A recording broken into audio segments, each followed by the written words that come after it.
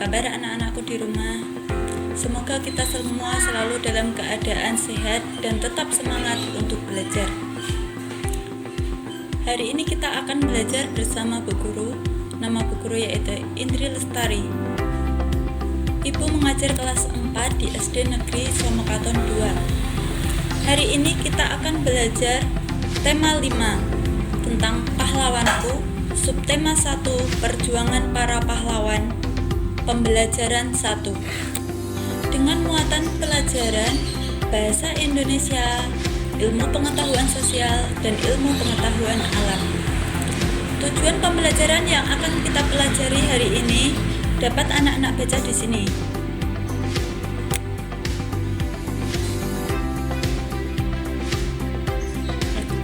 Nah, langsung saja kita masuk ke materi.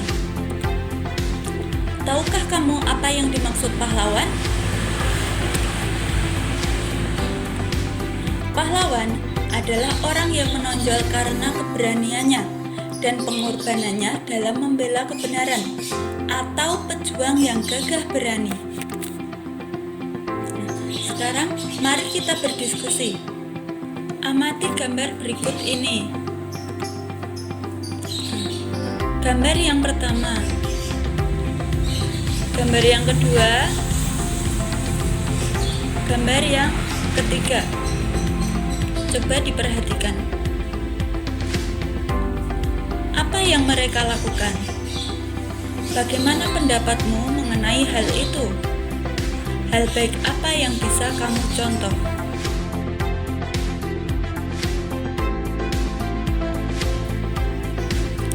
Menolong orang lain dengan ikhlas, berani, dan gigih merupakan sikap yang dimiliki oleh para pahlawan.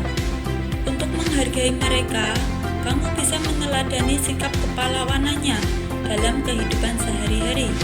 Contohnya, kamu bisa membantu teman yang dalam keadaan kesusahan, atau bisa juga kamu membantu korban bencana alam. Bisa juga kamu membantu nenek yang ingin menyeberang jalan. Jika di rumah, kamu bisa membantu ibumu melakukan pekerjaan rumah.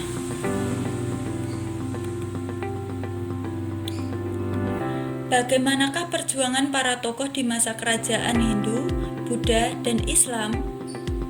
Bagaimanakah sikap kepahlawanan yang mereka miliki? Sikap kepahlawanan juga tercermin dari perbuatan beberapa raja di masa kerajaan Hindu, Buddha, dan Islam.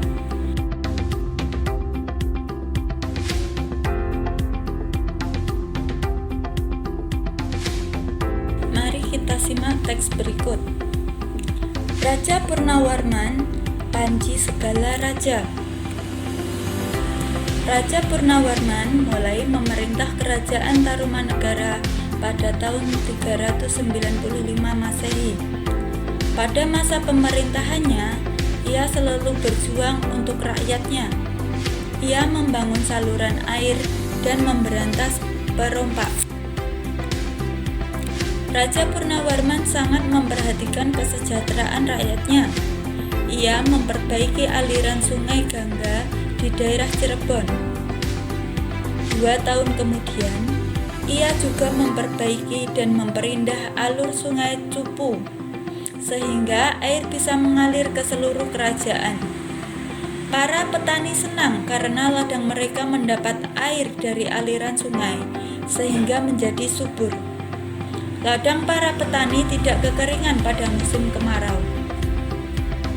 Raja Purnawarman juga berani memimpin angkatan laut kerajaan Tarumanegara untuk memerangi bajak laut yang merajalela di perairan barat dan utara kerajaan. Setelah Raja Purnawarman berhasil membasmi semua perompak, keadaan menjadi aman. Rakyat di kerajaan Tarumanegara kemudian hidup aman dan sejahtera. Sebagai wujud kecintaan rakyat kerajaan Tarumanegara kepada Raja Purnawarman, telapak kakinya diabadikan dalam bentuk prasasti yang dikenal sebagai prasasti Ciaruteum. Nah, setelah membaca teks tersebut, jawablah pertanyaan berikut. Yang pertama, Tuliskan perjuangan yang dilakukan oleh Raja Purnawarman. Yang kedua, tuliskan sikap kepahlawanan yang dimiliki oleh Raja Purnawarman. 3. Apa yang dirasakan rakyat Kerajaan Tarumanegara atas perjuangan yang dilakukan oleh Raja Purnawarman? 4. Menurutmu, bagaimana kehidupan rakyat Kerajaan Tarumanegara jika rajanya tidak memiliki sikap kepahlawanan? 5. Ceritakan kembali secara tertulis isi teks berdasarkan jawaban-jawabanmu. Tulisanmu harus memperhatikan peristiwa yang ada, runtut, dan menggunakan ejaan yang benar.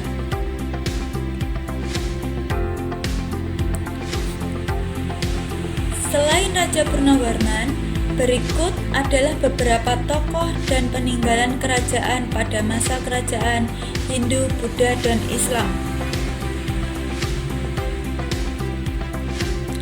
Ada Sultan Iskandar Muda dari Kerajaan Aceh. Ada Sultan Hasanuddin yang disebut juga sebagai ayam jantan dari timur dari Kerajaan Gua Talo di Makassar. Ada juga Raja Balaputra Dewa dari Kerajaan Sriwijaya, Palembang. Ada juga Mahapati Gajah Mada dan Raja Hayam Wuruk dari Kerajaan Majapahit. Nah, dari tokoh-tokoh ini kira-kira apa saja perjuangannya? Mari kita simak.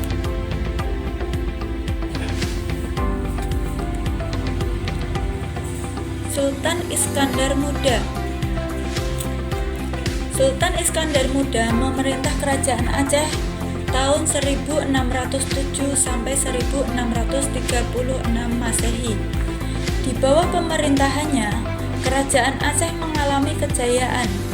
Kejayaan Aceh tumbuh menjadi kerajaan besar dan berkuasa atas perdagangan Islam.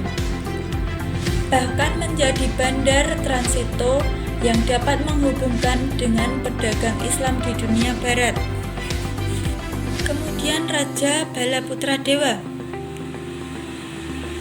Perjuangan Raja Balaputra Dewa yang pertama yaitu membangun armada laut yang kuat.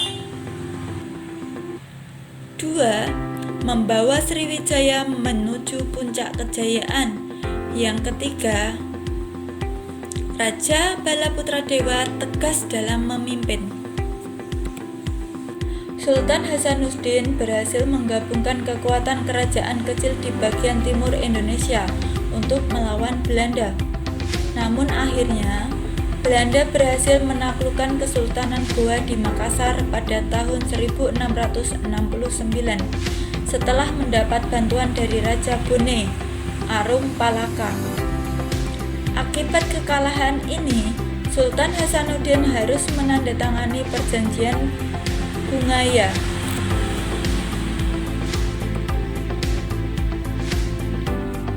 Perjuangan Mahapati Gajah Mada dan Raja Hayam Wuruk.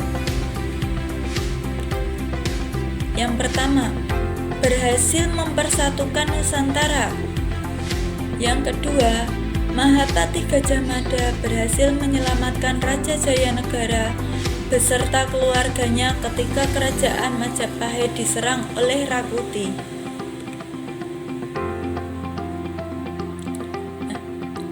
Banyak yang telah dilakukan oleh Raja Purnawarman untuk rakyatnya. Salah satu jasa Raja Purnawarman yaitu membangun saluran air. Saluran tersebut sangat bermanfaat bagi masyarakat saat itu. Contohnya untuk pengairan sawah dan kolam. Pernahkah kamu duduk di tepi kolam? Tahukah kamu mengapa kamu bisa melihat bayangan dirimu di air kolam? Nah, jawabannya yaitu air kolam bisa memantulkan cahaya.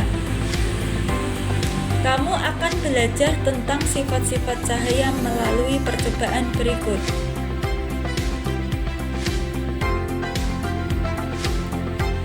cahaya merambat lurus. Siapkan alat dan bahan berikut ini. Yang pertama, 3 lembar kertas karton.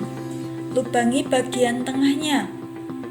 Yang kedua, lilin. Langkah-langkahnya yaitu: 1. Letakkan karton-karton dengan posisi 3 lubang tersebut sejajar. Letakkan lilin tepat di belakang karton, sejajar dengan lubang pada karton. Kemudian nyalakan lilin. Nah, perhatikan melalui lubang pada sisi karton lainnya. Apakah kamu bisa melihat cahaya dari lilin? Percobaan yang kedua, cahaya menembus benda bening. Siapkan senter, gelas kaca, dan meja. Langkah-langkahnya sebagai berikut. Letakkan meja dekat dengan dinding. Letakkan gelas di atas meja. Kemudian arahkan senter pada gelas menghadap dinding. Kemudian nyalakan. Amati apa yang terjadi. Apakah cahaya dapat menembus gelas tersebut?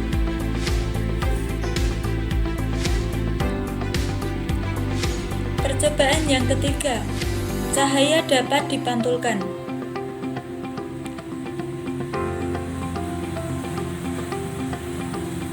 Siapkan 2 cermin datar dan senter. Langkah-langkahnya sebagai berikut. Letakkan 2 cermin saling berhadapan dengan posisi sedikit miring. Kemudian, nyalakan senter, arahkan ke salah satu cermin. Cobalah berbagai posisi cermin yang berbeda. Amati apa yang terjadi. Apakah cahaya dari senter sampai ke cermin yang satunya? Percobaan yang keempat, cahaya dapat dibiaskan. Siapkan gelas kaca, air, dan pensil. Bisa juga menggunakan lidi atau pulpen.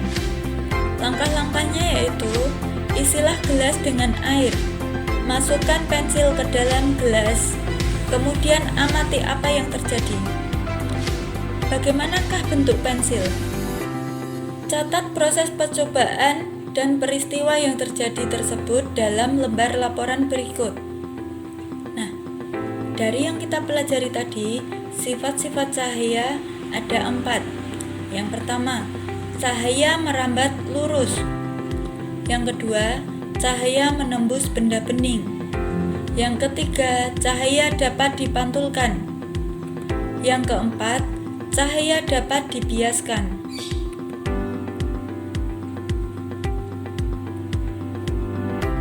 Demikian video pembelajaran kali ini. Sampai jumpa lagi pada video selanjutnya. Jangan lupa dukung channel ini dengan cara tekan tombol like dan subscribe. Terima kasih. Wassalamualaikum warahmatullahi wabarakatuh.